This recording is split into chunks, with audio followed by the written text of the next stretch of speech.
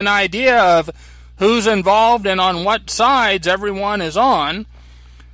Kind of as an aside, Syria found several $million of NATO and Israeli weapons. In other words, the United States and our NATO allies and Israel left behind by terrorists. Do you get the idea at all as to who is actually helping ISIS and these terrorists who have NATO and Israeli weapons, who were fleeing the Syrian Arab army? I would not at all be surprised if this indeed was a false flag. Also have this from Aleppo News. America's new war. Let's not pretend that Iraq paramilitaries drew first blood. Marko Marjanovic, who says Trump administration would have us believe history began yesterday, or on December 27th, when this rocket struck this U.S. base near Kirkuk, and then their retaliation. But actually, and this individual goes on to say that America has only been granted basing rights in Iraq and the right to act militarily against ISIS on Iraq's territory that comes with the right to defend themselves. In other words, there's a difference between that and violating Iraqi sovereignty. But this individual, I don't know whether they're male or female, goes on to say that between July 19th and September 22nd, Iraqi paramilitaries were hit in their Iraqi bases on at least 8 different occasions. In August, Israeli Prime Minister Netanyahu confirmed that Israel was carrying out these strikes against Iranian consolidation. That was also just the latest escalation on top of Israeli strikes on Iraqi paramilitaries positioned against ISIS in eastern Syria. Again, fighting ISIS. Here we are, here Israel is, here our allies are, attacking these fighters of ISIS. Israel, though, does not have the capability to strike targets in Iraq and eastern Syria without our U.S. logistical and intelligence support and the political go-ahead. These were Israeli drone strikes, but originating in U.S./Kurdish-controlled northeast Syria and using U.S.-controlled airspace. What is more, quite possibly the Americans were using their presence in Iraq to supply Israelis with intelligence on these paramilitaries. So again, this was not started by this group. This was not factually, we cannot say it's factually retaliation for an attack on a base where we happen to have a presence. And again, I believe northern Iraq. Keep in mind, too, this could get very interesting. Also from globalresearch.ca, a reminder, Donald Trump, in the article titled, or piece titled, Donald Trump, quote, I will take the oil. Trump's Take Iraqi Oil, quote, video. It's a compilation somebody made of it, published on Arabic language social media. Now, this was back in November 2016 when he was running, or after he had been taken, made during his election campaign, saying, I would take away their wealth, I would take away their oil, just take all the wealth. You heard me, I will take the oil. And you might remember Trump lamenting the fact that when we were over there before, when we were over there initially, we failed to do just that, which was take the oil. It is likely, quote, that such a Trump desire to, quote, take Iraq's oil, repeated over and over before Trump became president, and now repeated the day after his inauguration, could easily inspire some Iraqis to target the 5,000 U.S. troops currently in Iraq. If Iraqis believe that the new U.S. president is serious about taking the oil, this ideology, justifying stealing the oil has now been applied to Syria, and the mainstream media applauds. This is the thing as well. When you look at what many Trump supporters these days are calling fake news, they won't leave Trump alone. they go after Trump on this silly stuff. Which, quite honestly, Trump is a ridiculously easy target to go after on this silly stuff. But when it comes to warmongering, when it comes to interfering in the affairs of other sovereign nations, and when it comes to benefiting, indeed, I'll say it, the U.S. military-industrial complex, and U.S. corporations and U.S. affiliated oil corporations, they're in one accord with Donald Trump, or any president. Syria is now considering launching a lawsuit against the United States at the ICC, accusing the U.S. of stealing Syrian oil. But here you have, and by the way, in addition, we now are deploying more troops, or have deployed more troops to Iraq to, quote, employ our right of self-defense, even though we and Israel have been attacking these very same people over and over and over again. And then perhaps once they attack us, and then, oh, well, we've got to retaliate, even though we're the ones and Israel's the ones who started it in the first place. But we have sent over about 750 soldiers from the 82nd Airborne Division, and it's possible that we may deploy another 4,000 to, quote, secure the situation. But, I mean, let's just look at this. Here we are. We've been in Iraq ever since, what, 2001, essentially? Haven't left. Continue to bomb that country. Continue to fight in that country. Attacked people who probably thought that they were our allies, that probably thought, hey, we're all in the mission to fight against ISIS here.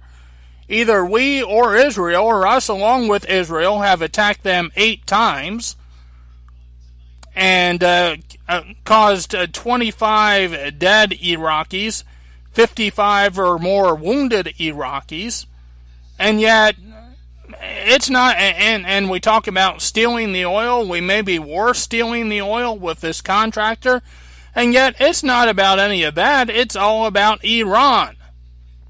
Come on now. Come on now. I know they want us to be stupid, but don't you be stupid. Fight through the deception, fight through the lies, fight through the nonsense to try to pull out the truth. And understand that despite what some people, and believe me, I was somebody who was once fairly political myself, despite what some people want to say about how, whether it's a certain political party or members of the media that are just America haters, understand we're not extremely well liked these days by numerous countries in that part of the world. From antiwar.com, I'll just reference it and post it. Trump's maximum pressure campaign is blowing up in Iraq, and basically the point that this is going to cause the region to become tenuous. It's going to cause relations with Iraq to evaporate.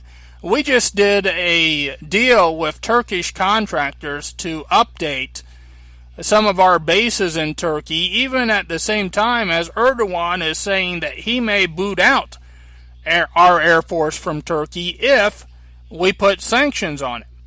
And this was like, I think, $95 billion that we probably have already spent.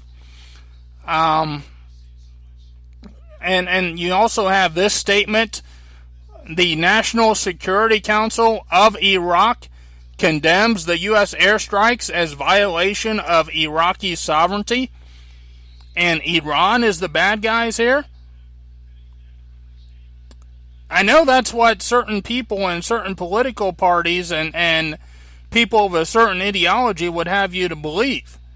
And look, I'm no America hater, but I am a critic of America and of my country when we're doing things that we don't need to be doing. And that's what too often gets conflated, is when people criticize less than noble actions, they're just automatically lumped in as America haters. and no one will even listen. Nobody will even entertain a debate or discussion on the matter. Now, no doubt in my mind that this all goes back, and this is all part of our trying to help out Israel, and our being tied and chained to the hip with Israel. Israel, the military chief, has recently outlined a strategy for, quote, a coming war with Iran and its allies, saying that the Israeli army would never allow Iran to be stationed in Iraq.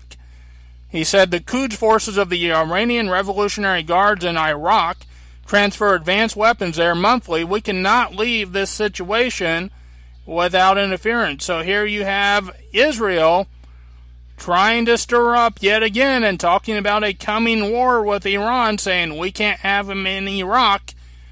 Here we attack a militia that has some connection to Iran, and we blame all of it on an Iranian attack.